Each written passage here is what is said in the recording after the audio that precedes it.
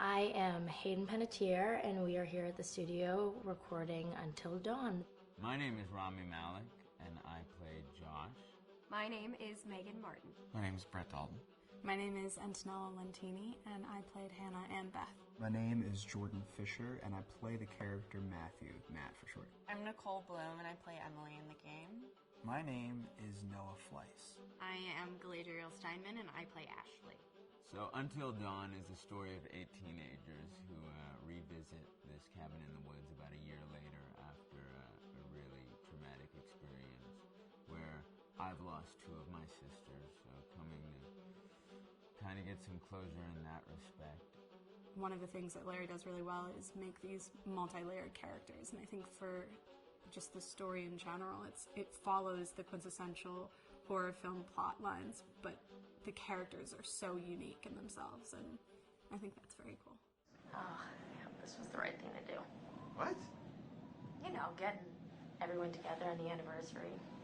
I mean, Josh seemed really pumped about us all doing something, didn't he? Yeah, no, he definitely did.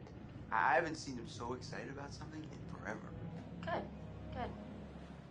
Sam and I have a few things in common, such as being huge lovers of animals, and she's a huge animal lover. She's vegan. She is a pacifist. I'm not quite sure if I'm gonna go as far as saying that I'm a pacifist, but she's spunky and cool. I know that she, I think, is made fun of a little bit by the rest of them who think that her morals and her beliefs in that area are a little ridiculous and they don't agree with them, but she doesn't care. It doesn't stop her from being herself, and that's something that I hope I have in common with her.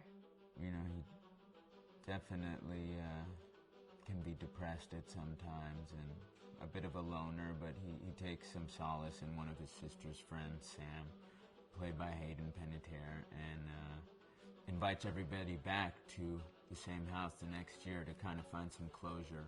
Jessica she has a whole lot of personality. She is definitely the sort of mean girl character that, you know, at school she knows she's pretty, she knows that boys like her, and she's going to use it to her advantage. He's got a big heart, and you can tell that that's very evident, especially how he treats his girlfriend, Emily, and, you know, he's kind of a meathead, but in the best way possible. She really knows what she wants, and she manages to get that from whomever it is, whether it be Matt or Mike. You know, she's really driven, and I can definitely relate to that. My character is Chris, and he is what society might consider the nerd of the group, and he kind of embraces it. Ashley she's a little more serious than some of the other girls. She's definitely very intelligent and thoughtful. She kind of looks at the whole big picture of things. She's not quite as geeky as Chris, but they connect in a lot of ways. Mike is like big guy on campus. He's the class president who has some charm and has brain, and I don't know, people seem to like Mike. He gets away with a lot, though. He can be kind of jerky. The fact that he really just kind of wants everyone to be happy when he wants her. He's a people pleaser, and I can definitely attest to being, you know, that guy. I'm always the friend that wants everybody to be happy and wants everybody to be taken care of, and that's definitely Matt. But also, like, this character is just so fun. I rarely get to play the bitch, and so it was really fun to do that. The spirit of things, seriously, what's wrong with you? Just try to lighten the mood, Em. Don't be like that. Like what? The way you're being. You always get like this. I just think this is just the coolest thing to be a part of, and I just think it's going to take the world by storm. I really do. I think this genre is the wave of the future, and I think that once people see the potential behind it, of getting to interact with the drama that you're witnessing unfold in such a realistic way, that this is how entertainment's going to be from now on.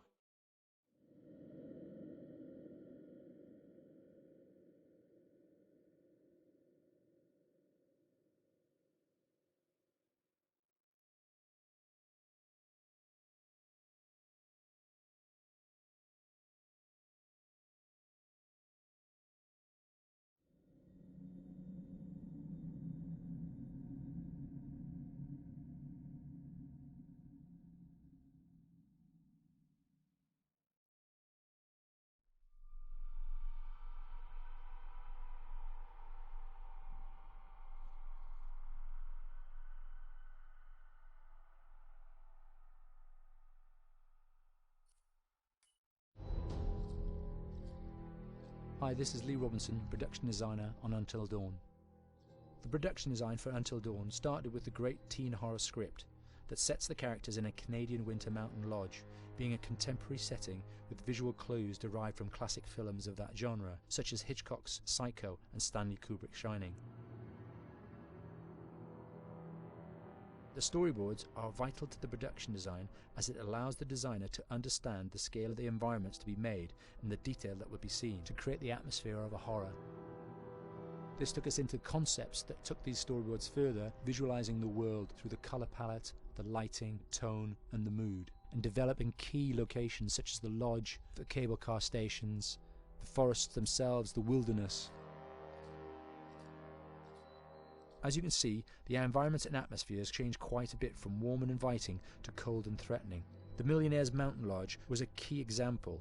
It was designed to be made from nearby stone and timber, embedding it into the landscape, with a contrasting and contemporary interior needing to be opulent and extravagant. We created dark and claustrophobic corridors with ominous and large open spaces, almost cathedral-like in size, and with huge structures to silhouette and dwarf the characters within, providing a labyrinth to explore and wander.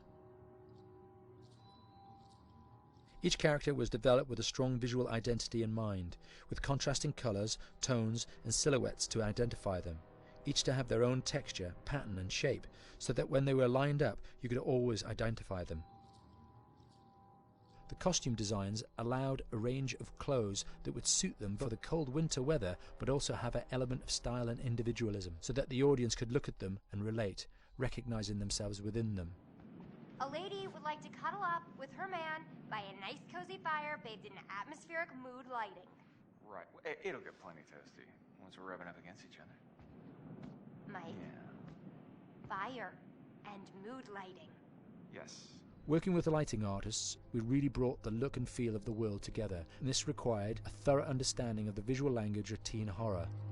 A key scene was where all the characters emerge out of the rear of the lodge chasing Hannah. A contrast is evident straight away from the exterior wilderness to the warmth of the lodge. The attention to character lighting here is through the bounce and rim lighting, accented colours and composition, creating characters that come from the dark into the light and back again with an emotional effect. Guys, there's someone outside. What the hell? Hannah! What's going on? Where's my sister going? It's fine. She just can't take a joke. It was just a prank, Han.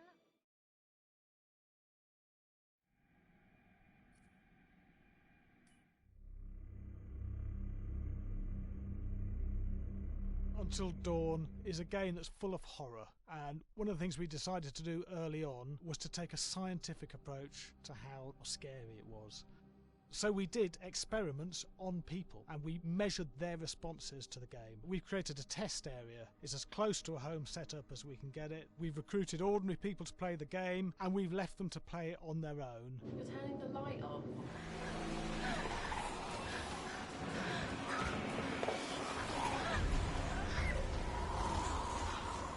The only difference is it's rigged with cameras and microphones that relay the data through to the next room where people are watching them play. Bracelet here we use for biometric testing. It measures the player's emotional response. It's called a galvanic response sensor. It makes contact with the user's skin and it measures the electrical conductivity across their skin. It's the same principle as an old-fashioned lie detector. When you're stressed, you sweat a little, very sensitive, and picks up tiny changes if the player is feeling anxious or scared. That data's fed back to a testing team, comes through as a graph. I'm so sorry.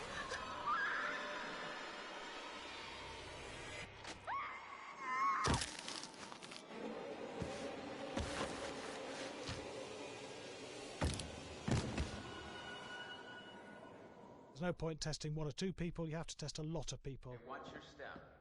When we have a scare that's consistently has a measurable emotional response, then we knew it was good. If it didn't have that, it goes back to the team for improvement. The data doesn't tell us what's wrong with the scare, it only tells us if it's working or not. Wait, okay, so you hear that too, right? Josh. Here we have a chapter relatively early in the game. Weirdly regular. nothing regular about it. We have to create tension and anxiety in the player so they are ready to receive the scare.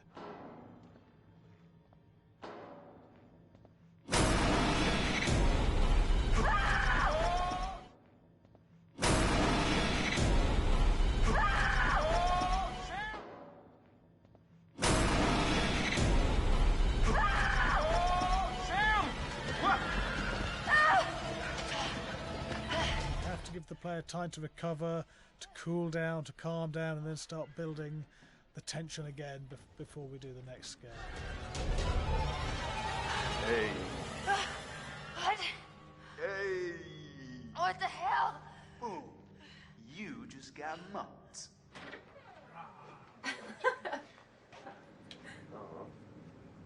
Yeah, I have such an adrenaline high from that game. There's two things we found. One is we could look at the scares, analyse if our expected scares were working effectively. Were people shrieking and covering their hands, or were they getting an emotional response from it? And being scientific about it means that we strip out people's opinions about whether things are working or not. We've got data, and we look at the data. If it's working, we're happy with it. Really scary.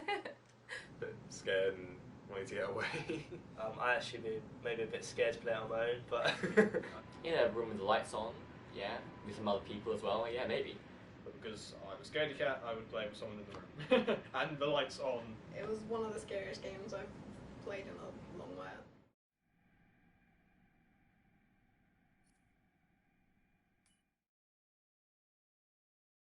Hi, Larry. Hey, Graham. Hi, my name is Graham Resnick. I'm a filmmaker, writer, director, sound designer, and I started working with Larry Fessenden about 10, 15 years ago through my friend Ty West, who I grew up with, and have done a lot of sound design with on his films. And he was producing Ty's films at the time, and Ty introduced me to Larry. Larry produced my first feature, and we've written together on several projects. My name is Larry Fessenden. I'm a filmmaker. I run Glass Eye Pix, which is an independent production company out of New York. We make indie movies, a lot of scary movies as well. And I got a call to audition to write this video game. And I called my pal Graham Resnick because Graham is a gamer. And while I thought I could offer something to the idea of writing this multi-branching story, I knew that I would want Graham's expertise as a lover of gameplay, since I guess games were started. So and just as a lover. And as a lover, yes. Just why there's so many sex jokes in the game. There was one Italian website that did say the Larry that's Fessenden right. and Graham Resnick, the two lovers behind Until Dawn. Come here. Maybe I know how to handle you too. I am definitely ready to be handled. So I wanted Graham by my side. Yeah, and we got the gig, and it's been an amazing ride. Oh, hell yeah. Oh my god, she's taking her shirt off. What? Oh my god! Matt, what are you doing here? Hannah. I'm sorry, Hannah. This all got out of hand, but... So in the game, the basic setup is that a year prior to the game's start, all these kids had gone up to a ski lodge that was owned by the parents of one of the kids, or a couple of the kids, and some of the teenagers played a prank on some of the other teenagers, and a terrible tragedy occurred when a few of them, two sisters, ran out into a blizzard, and were never seen from again.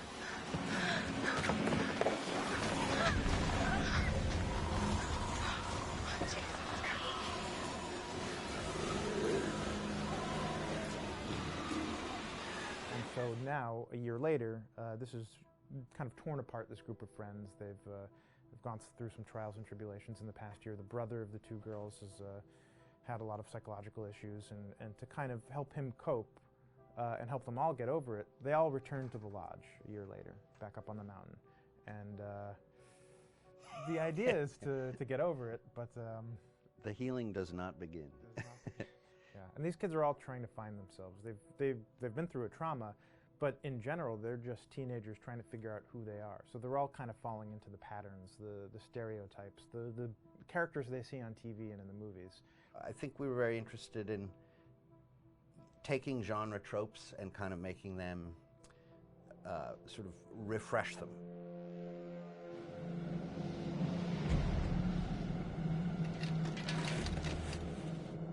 Hey, did you see that?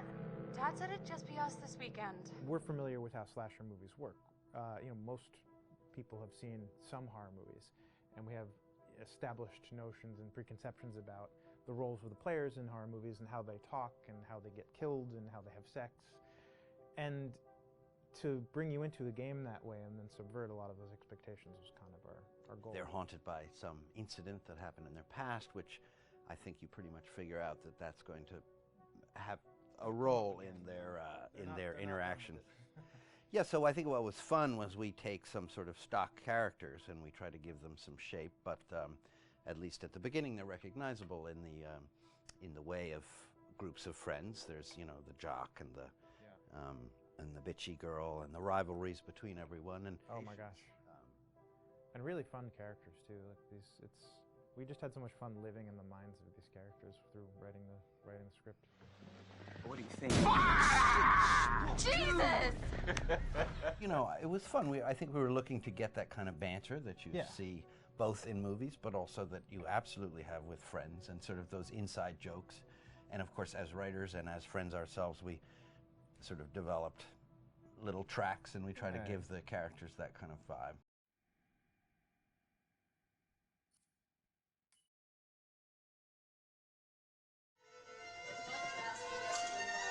Yeah, fast and violent.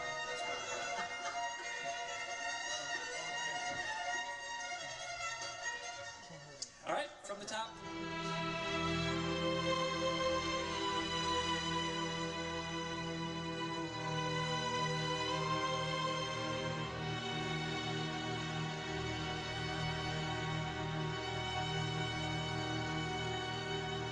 My name is Jason Graves, and I'm the composer for Until Dawn.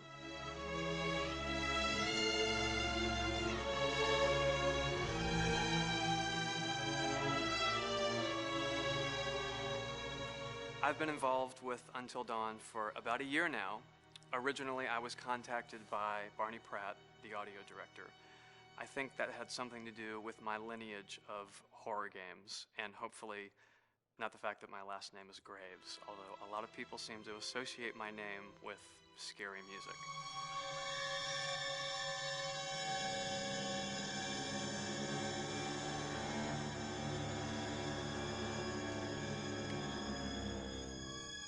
One of the things that was really exciting about working with Barney and the team at Supermassive is they really wanted something unique for the music. They wanted the music to stand out and be a character on its own in the game.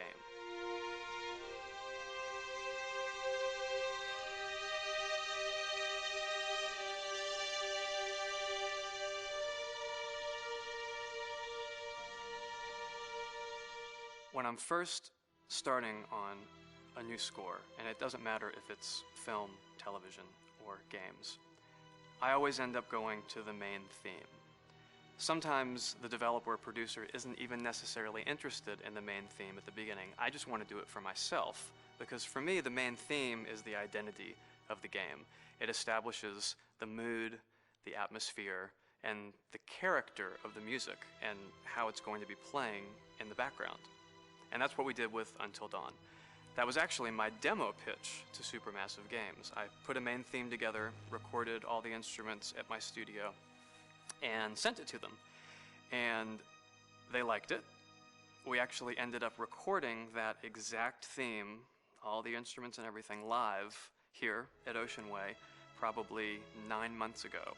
And that's what we've been using in all the demos for the game, and that's the final version of the theme that is the main theme that you'll hear on the menus and in some key pieces of gameplay.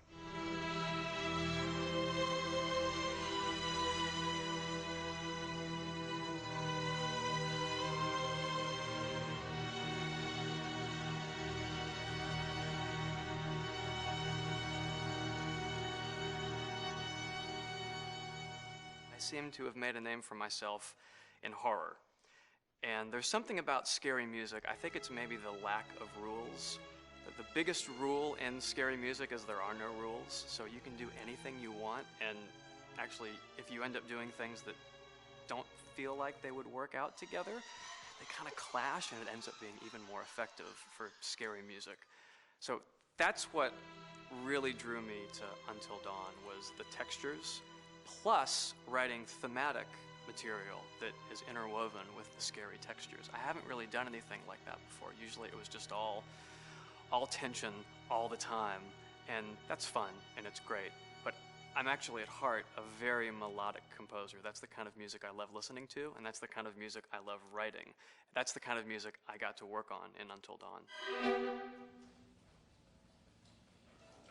Very nice. Same thing.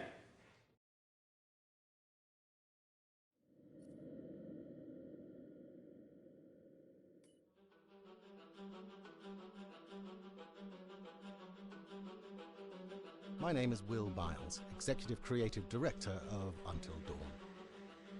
The first part of getting a believable facial performance in-game is to capture, topographically, the actor's range of emotional expressions as separate versions of the same head.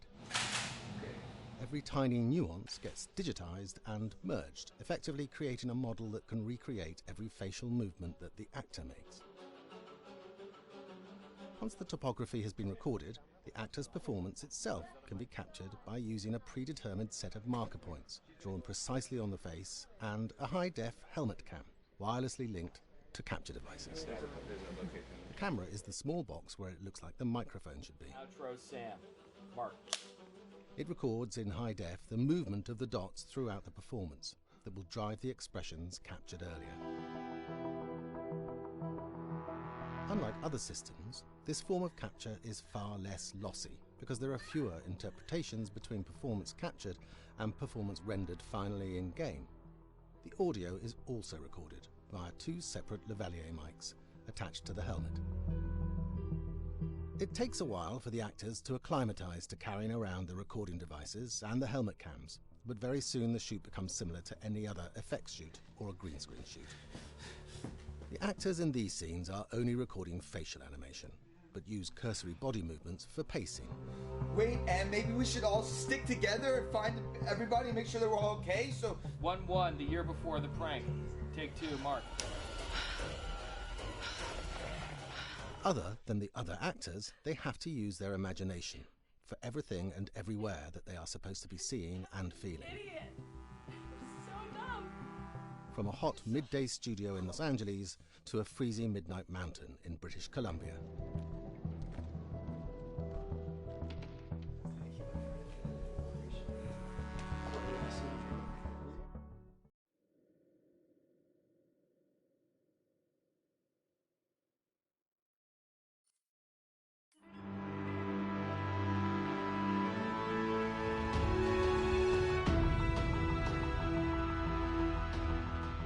Until Dawn has a dynamic, ever-changing story, the facial performances and the body performances are recorded separately, with different systems.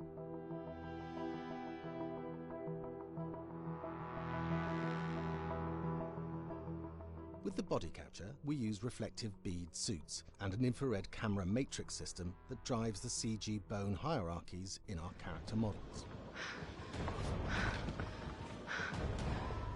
These performances cover everything from character locomotion, scene-specific performances and stunt work, most of which was recorded at studios in Pinewood and Shepperton, near London. Anna! Hello? Combining all the elements seamlessly in the final game becomes a formidable editing and logistical task. Every variation, both physical and emotional, must be combined in these multi-edits. Scaffolding props have to stand in for the sets, because the hundreds of infrared cameras have to be able to see all of the reflective beads on the actor.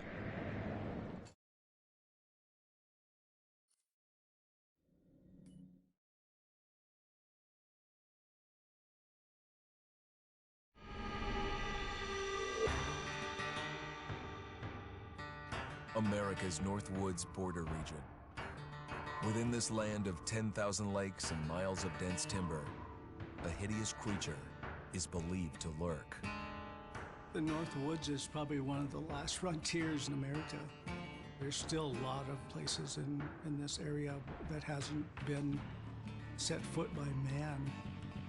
Monsters and mysteries exist here because it is remote.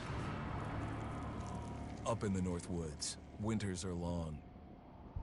In times of biting cold and isolation, a devouring monster is believed to come forth. It's terrorized native people for generations. Growing up, I was told, like, don't go outside, the Wendigo will get you.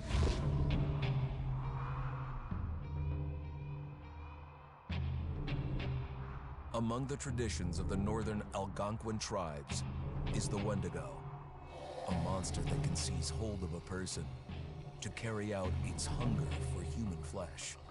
Many Native Americans fear even talking about this Wendigo, and even the mention of the name will let the Wendigo find out where you are, and it will open you up to be possessed by this Wendigo. The most famous case of a Wendigo possession took place in 1879.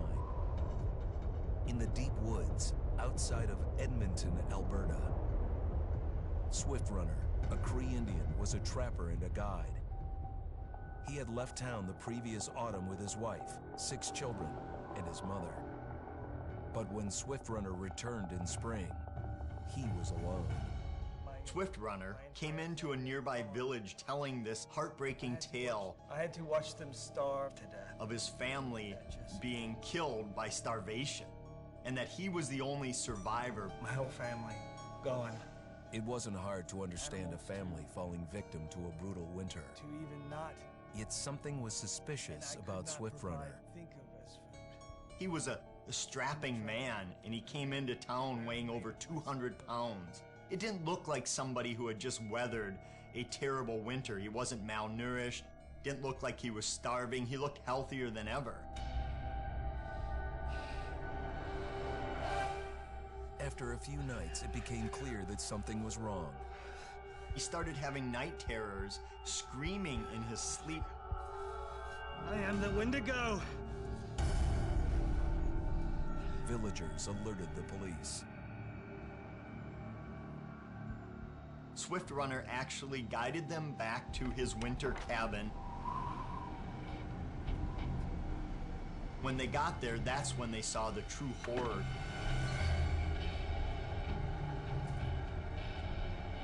Human skulls were scattered around, many bones, some of which had been snapped in half, and the marrow inside had been drained. They had never seen anything like it. Swift Runner had killed his entire family, shooting them, hitting them with an axe, strangling, and then eating most of their bodies.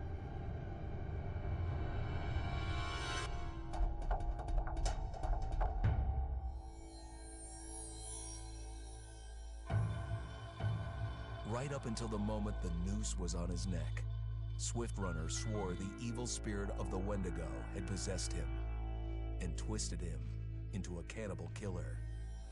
When he was on the gallows, Swift Runner himself said, "I am no longer a man."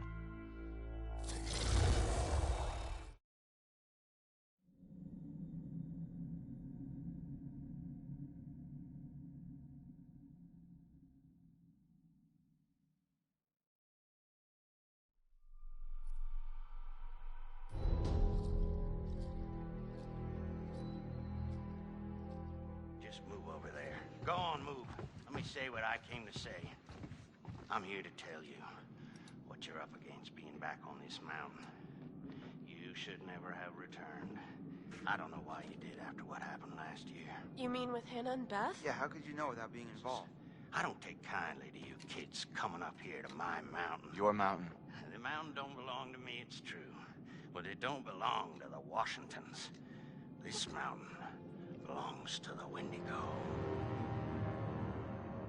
Hi, this is Lee Robinson, production designer at Supermassive Games. Understanding the ancient myths of the Wendigo was key for their development that helped the visual look. Through sketches and concepts, these elements were visualized, such as eyes being milky, almost dead, with loss of lips and eyelids due to frostbite, fangs growing and arms and legs getting longer, with skin hardening and thickening to look snarling and menacing, yet withered and lean. The hell was that? Another fingers and toenails extending like claws, allowing them to climb effortlessly. We made them look gaunt and weathered, and having ragged remains of clothes they wore. Blood-stained and rotten, with patches of hair still remaining, they retained strong skeletal limbs, which enable them to be agile and quick through the environment. Where are you? My name is Jamie Gallipo, animation director at Supermassive.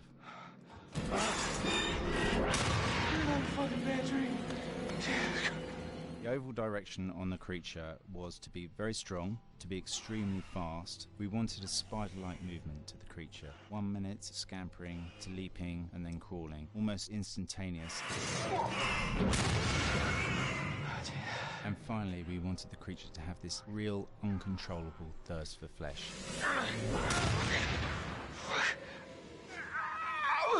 From a sound design perspective, the Wendigo is a real challenge. For the main vocalizations of the Wendigo, we used our own vocalizations, various different animals from the exotic to the farmyard, various plugins and processes to gel these sounds together and keep a human resonance behind that voice, telling the backstory of the Wendigo.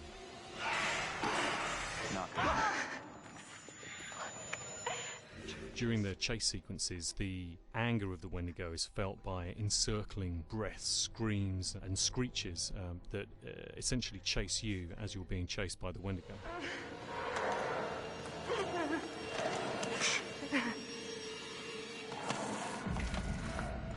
We would layer them up in a multitude of layers, sometimes 15, 20 sounds playing at the same time, to build up the vocalizations for this fearsome creature which is always in attack mode, hyperactive and chasing you throughout the game.